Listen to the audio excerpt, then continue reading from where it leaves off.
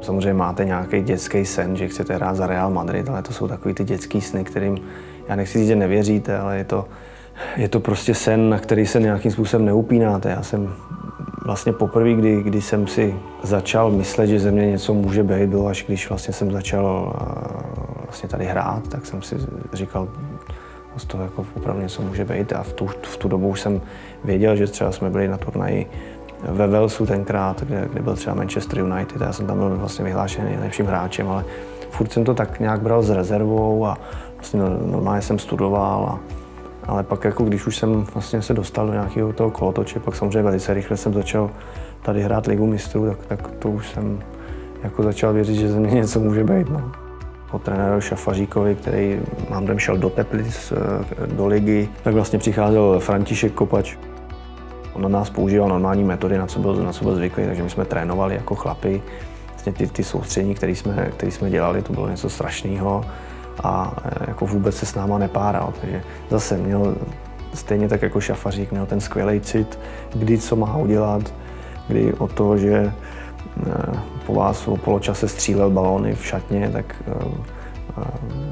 vás za týden chtěl někam pozvat, takže ten cit tady těch trenérů byl neuvěřitelný. A ty trenéři, který jsem zmiňoval, tak mě ve všem, co jsem chtěl udělat, nebo co mě napadalo, tak mě v tom strašně podporovali. Já třeba, když teď zůstanu u trenéra Kopače, když jsem vlastně nějakým způsobem přišel na šajtli, tak on mě v tom neuvěřitelně podporoval. On mě furt říkal, tak kopni trestňák tou šajtlí, zkus tohle ještě tou šajtlí. Takže vlastně ta podpora v ty schopnosti, co jsem měl, že mě nechali rozvíjet v to, co jsem třeba uměl a co jsem mohl umět, co byly ty další kroky návazní, tak mě v tom strašně podporovali a nechali mě hrát, vlastně dá se říct. No. A prostě ten rozvoj těch schopností, co jsem měl, tak byl z jejich strany skvělý. Levou nohou jsem měl vždycky špatnou a byla to vždycky moje slabost, takže ono to spíš vzniklo, ta šajtle, takže jsem si osvojil něco, abych nahradil tu levou nohu. Začal jsem to pravidelně trénovat až tak, že jsem tím vlastně začal kopat rohy a centrovat. A naučit se to bylo těžké, protože to je jenom o píli, ale samozřejmě, když to pak umíte, tak je to velká pomoc. No. Táta vždycky říkal backhand. No. Já si pamatuju velmi dobře na to, když jsem ho poprvé postavil do přátelského zápasu, bylo to v Rakousku na soustředění. Hráli jsme proti nějakému bundesligovému týmu a Tomáš v tom zápase královal, uchvátil úplně všechny. Tak to je takový ten první můj jeho věm. Samozřejmě byl s náma v tréninku, věděl jsem, co od něho můžeme čekat, ale v tom zápase byl naprosto excelentní. Já jsem postavil mladý kluky, v tom zápase nechával jsem takovou tu první garnituru odpočinout a jsme tenkrát ten zápas vyhráli a Tomáš byl absolutně nejlepší na hřišti.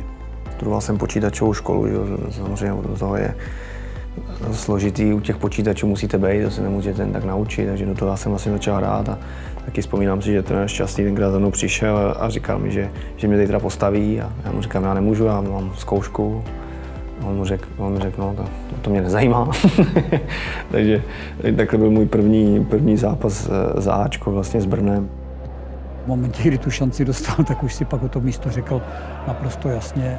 Ty jeho předpoklady a ta jeho hra byla neskutečná, takže dá se říct, že jsme hned věděli, že to je mimořádný talent, který se hned tak zase nenarodí.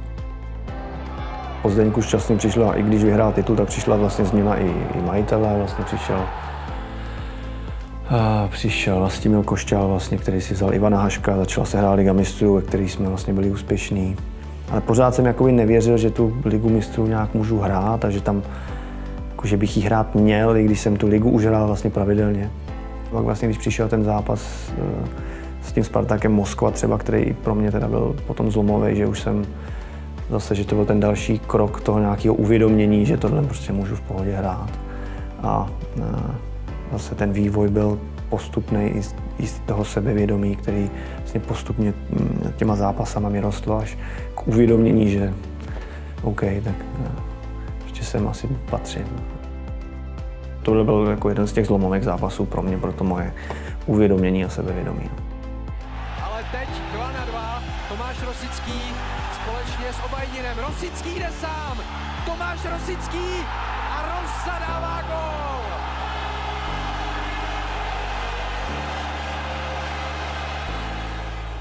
Jeden z těch zápasů, na kterých se taky nezapomíná, protože po tom zápase s tím se vlastně vyhrál titul. Celou sezonu jsme byli za Sláví, dokonce třeba i o 8 bodů, že to bylo hodně, nebo o 7, mám takový dojem, a nakonec jsme to ještě dotáhli. A ještě vlastně, když porazíte 5-1 a potom vlastně máte oslavu titulu, tak je to krásný zážitek. Ivan Hašek mě třeba hodně nutil, co se týkalo toho driblingu mojeho s míčem, protože jsem měl vlastně krátký balón u nohy a Ivan mě v tomhle strašně podporoval, nutil mě do toho, abych to dělal co nejvíc to můžu. A měl jsem před sebou volno, ale vlastně táhnul jsem to po pravé straně, dával jsem to Barimu, jsem to dával na vápno, který to ještě jako krásně trefoval. Ale zase jeden z nádherných zápasů, no to se nezapomíná, tedy když víte, že jste vlastně potom vyhráli titul a porazíte Slávy, to bylo bezvadný. Ne?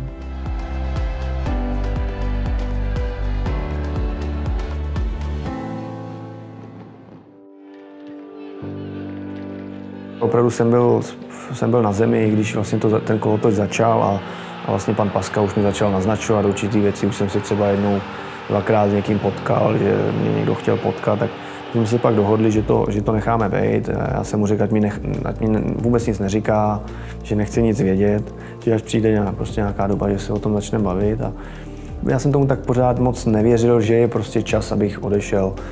A táta byl stejného názoru, že mám čas, že mi nic neuteče. A já nechci, že jsem se bál jít někam, protože už jsem měl tu konfrontaci, vlastně hrál jsem v tu dobu vlastně mistrovství světa 2000 už. Hrál jsem pravidelně Ligu mistrů, ale pořád jsem měl takovej svůj nějaký skromný názor, že ten čas není ještě, že tam ještě nebudu patřit, prostě ať už do Německa, Itálie, Španělska, kamkoliv, že je prostě moc brzo, že prostě chci zůstat, ale pak se to vlastně vyvinulo tak, že těch tvrdých zákroků na mě přibývalo, bylo to čím dál horší, až vlastně ten poslední zápas, když jsme vyhráli, vlastně co jsem hrál před odchodem za Spartu, byl na Strahově, když jsme hráli 3-1 ze Sláví, kdy tam to šlo do brutálna a myslím si, že už po mně šli vyloženě, že nechci nikomu říkat, že někdo chce někoho zranit, to vůbec ne, ale už to tak prostě vypadalo i sám táta, který všechno prostě brzdil a furt říkal, že ne, že je brzo, ať zůstane, tak já si pamatuju, že jsem vlastně z tohohle zápasu jsem přišel domů a on mi sám říká, musíš odejít, nebo ti někdo tady zničí. Takže. A já jsem furt říkal, že nechci a že je čas, ale samozřejmě pak si uvědomíte, když vám to někdo říká, který je s váma celý život a vždycky vám radí dobře a byl to ten, který byl naopak na druhé straně, který říkal, ne, nechoď ještě, prostě je čas a najednou takhle otočí, tak vlastně byl nějaký prosinec, jsem o tom začal přemýšlet, pak už to bylo asi nevyhnutelné. No.